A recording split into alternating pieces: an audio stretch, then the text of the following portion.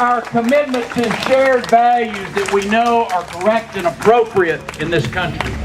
I'm talking about life, liberty, and the pursuit of happiness.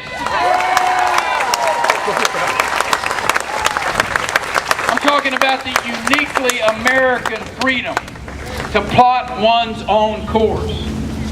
If you want to move to Rockwall and try to make it as a wheat cutter, come on.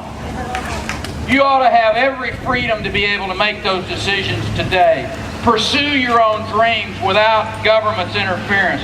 We should at least be allowed to choose the kind of light bulb that we want to put in our house and not be limited to the president's favorite.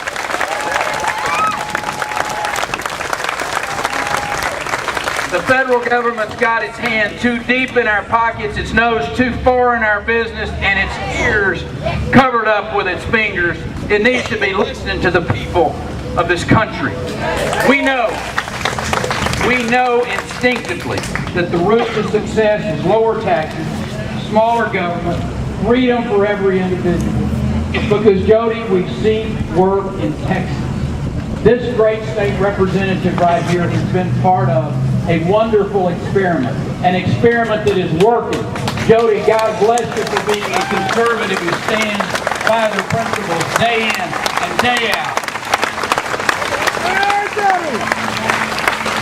It is working in Texas. Just last month, we wrapped up a very successful session of the legislature.